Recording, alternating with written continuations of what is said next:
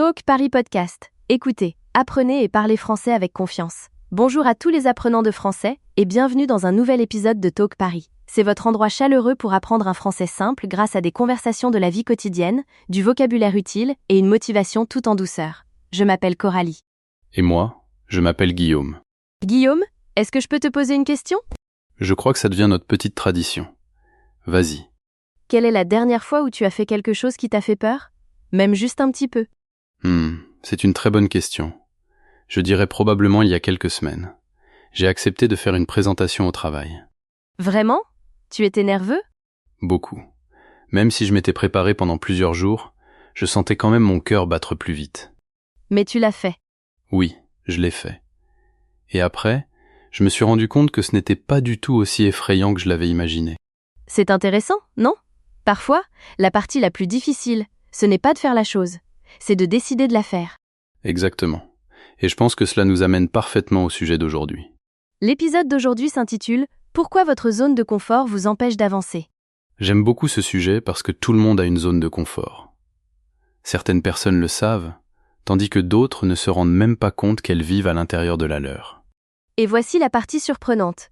Votre zone de confort vous donne souvent un sentiment de sécurité, mais elle ne vous aide pas toujours à progresser. Parfois, la vie que vous voulez vous attend juste à l'extérieur de l'endroit où vous vous sentez à l'aise. Cet épisode est parfait pour les apprenants de français de niveau B1 ou B2. Et si vous avez un bon niveau A2, ne vous inquiétez pas si vous ne comprenez pas chaque mot. Détendez-vous simplement, écoutez et profitez de la conversation. Que vous soyez en train de marcher, de boire un café, d'aller au travail ou de pratiquer votre français, merci d'être avec nous. Commençons. Guillaume, qu'est-ce qu'une zone de confort, exactement ? C'est une excellente question. Je ne pense pas que ce soit vraiment un endroit. Pour moi, c'est plutôt une sensation. C'est l'endroit où tout semble familier, où tout paraît sûr et où nous savons à quoi nous attendre. Donc, c'est la partie de notre vie où rien ne nous surprend vraiment. Exactement. Imagine que tu vas dans le même café tous les matins. Le personnel connaît ton prénom, tu commandes toujours la même boisson et tu t'assois toujours à la même table. Tout semble facile. Et il n'y a rien de mal à ça. Nous aimons tous nous sentir à l'aise. Bien sûr. Le confort n'est pas notre ennemi. Le problème commence lorsque le confort devient le seul endroit où nous voulons toujours rester. J'aime bien cette idée. Le confort n'est pas mauvais. Le vrai problème, c'est de vivre uniquement à l'intérieur de sa zone de confort. Exactement. Parce que rien ne change vraiment dans cet espace. Nous avons les mêmes habitudes, les mêmes conversations et les mêmes expériences, jour après jour. Notre cerveau adore les habitudes. Elles sont prévisibles, elles semblent sûres et elles permettent d'économiser de l'énergie. C'est vrai. Notre cerveau ne nous demande pas naturellement « comment est-ce que je peux progresser ?» Il nous demande plutôt « comment est-ce que je peux rester en sécurité ?» Ce qui explique pourquoi essayer quelque chose de nouveau peut être si inconfortable. Exactement. Pense à l'apprentissage du français. Écouter un podcast en français à la maison, c'est assez rassurant. Mais parler français avec une personne que tu ne connais pas, c'est complètement différent. Soudain, ton esprit commence à aller dans tous les sens. Et si je fais une erreur ? Et si ma prononciation est mauvaise ? Et si la personne ne me comprend pas ? C'est incroyable de voir à quelle vitesse notre imagination peut inventer toutes sortes de scénarios terribles. C'est vraiment le cas. Et la plupart de ces scénarios ne se produisent jamais. Exactement. La plupart des gens ne sont pas en train de nous juger. Ils vivent simplement leur propre vie. Donc, très souvent, le plus grand obstacle n'est pas les autres. Ce sont nos propres pensées. Je suis totalement d'accord. Parfois, nous nous arrêtons nous-mêmes avant même que quelqu'un d'autre ait la possibilité de nous arrêter. C'est une idée puissante. Parfois, la seule chose qui nous sépare d'une vie meilleure, c'est un seul petit pas inconfortable. Et c'est peut-être exactement pour cette raison que notre zone de confort peut nous empêcher d'avancer. Je pense que tu as raison, parce que le progrès commence presque toujours là où le confort se termine. Et c'est ce que nous allons explorer maintenant. Pourquoi autant de personnes restent-elles bloquées pendant des années, même lorsqu'elles savent qu'elles veulent changer ? Découvrons-le. Guillaume, pourquoi penses-tu que tant de personnes restent dans leur zone de confort, même lorsqu'elles savent qu'elles ne sont pas heureuses ? Je pense que c'est parce que le changement semble incertain, et que l'incertitude peut être très effrayante. C'est vrai. Notre zone de confort n'est peut-être pas très passionnante, mais au moins, elle nous est familière. Exactement. Certaines personnes restent dans un travail qu'elles n'aiment pas. Pas parce qu'elles adorent ce travail, mais parce qu'elles ont peur de devoir recommencer ailleurs.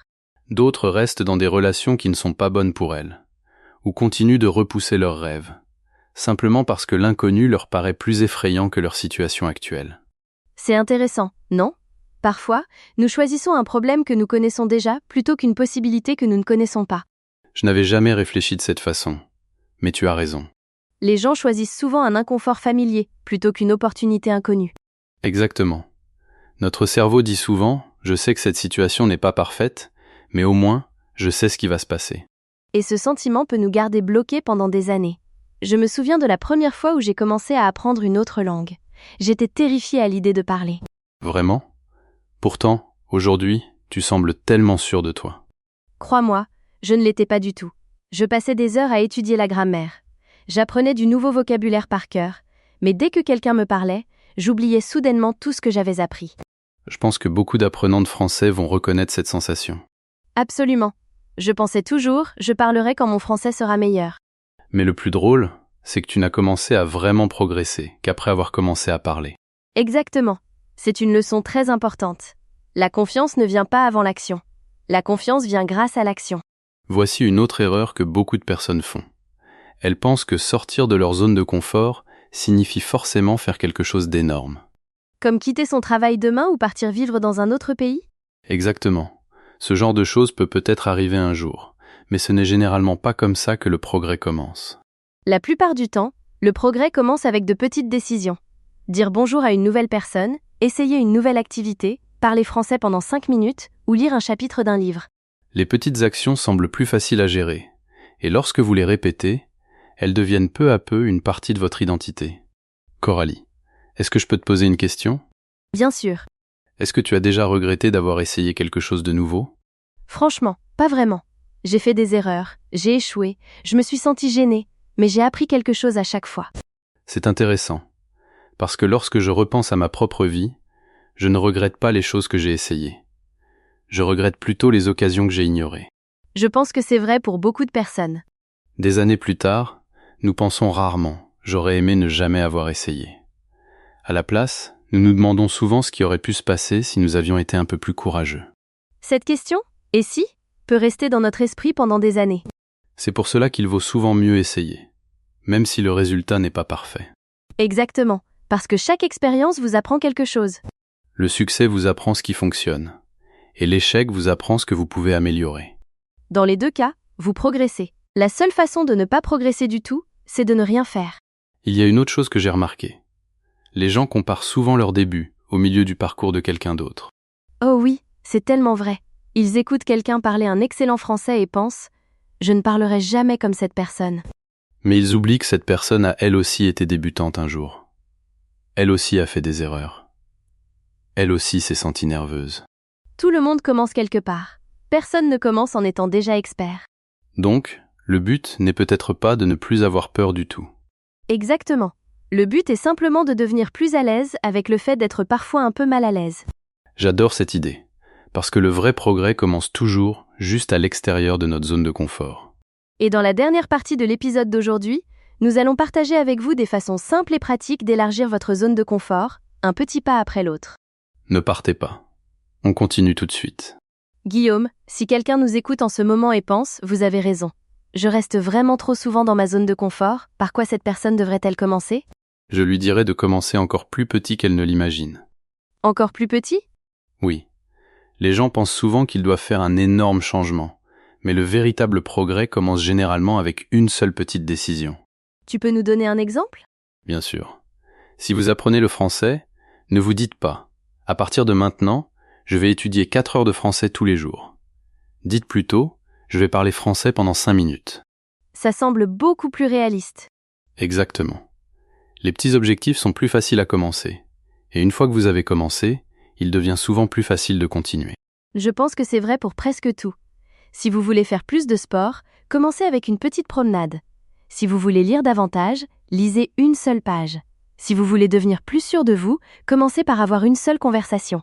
Les petites actions ne semblent pas très impressionnantes, mais elles s'additionnent. Un jour devient une semaine. Une semaine devient un mois. Et avant même de vous en rendre compte, votre vie peut devenir complètement différente. Il y a une autre chose qui peut vraiment aider. Arrêtez d'attendre de vous-même que tout soit parfait. Ça, c'est très important. La recherche de la perfection empêche énormément de personnes d'avancer. Elle pense, si je ne peux pas le faire parfaitement, alors je préfère ne pas le faire du tout. Mais la perfection n'est pas l'objectif. Le progrès, oui. Exactement. Une conversation en français avec des erreurs vaut mieux qu'aucune conversation. Une courte séance de sport vaut mieux que pas de sport du tout. 10 minutes de pratique valent mieux que d'attendre éternellement le jour parfait. Guillaume, est-ce que je peux te poser encore une question ? Je me demandais justement quand la prochaine allait arriver. Vas-y. Qu'est-ce que tu essayes encore d'améliorer dans ta vie ? Je dirais probablement que j'essaye de devenir plus à l'aise avec l'incertitude. J'aime avoir un plan.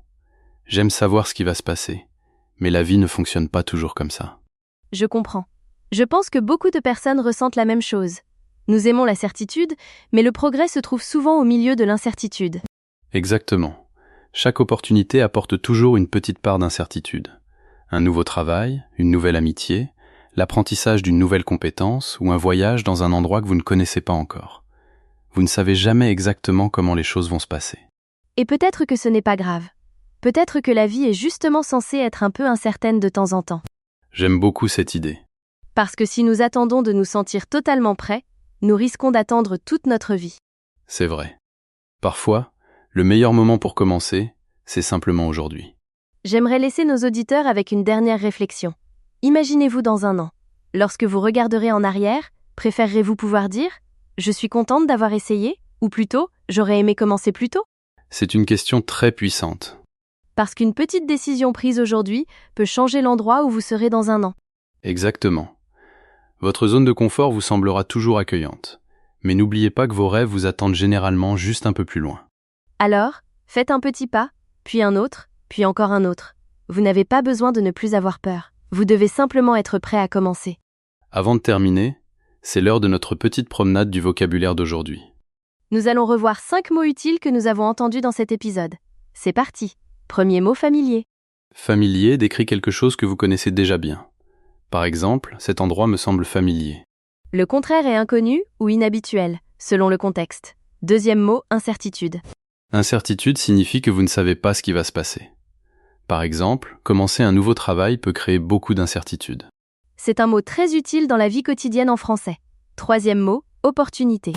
Une opportunité, c'est une occasion de faire quelque chose de positif ou d'intéressant. Par exemple, apprendre le français peut ouvrir de nouvelles opportunités. Et c'est exactement l'une des raisons pour lesquelles tant de personnes apprennent le français. Mot suivant, progrès. Progrès signifie avancer ou s'améliorer. Par exemple, je fais de bons progrès en français. N'oubliez pas, le progrès est plus important que la perfection.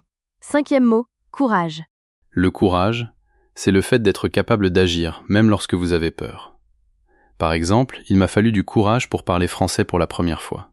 Et votre courage devient plus fort chaque fois que vous l'utilisez.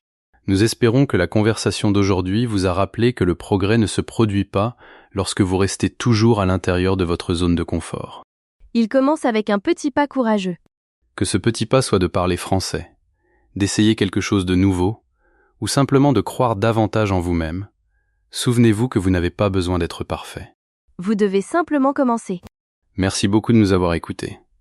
Si vous avez aimé l'épisode d'aujourd'hui, n'oubliez pas de vous abonner et de nous retrouver dans notre prochain épisode. Je m'appelle Guillaume. Et moi, je m'appelle Coralie.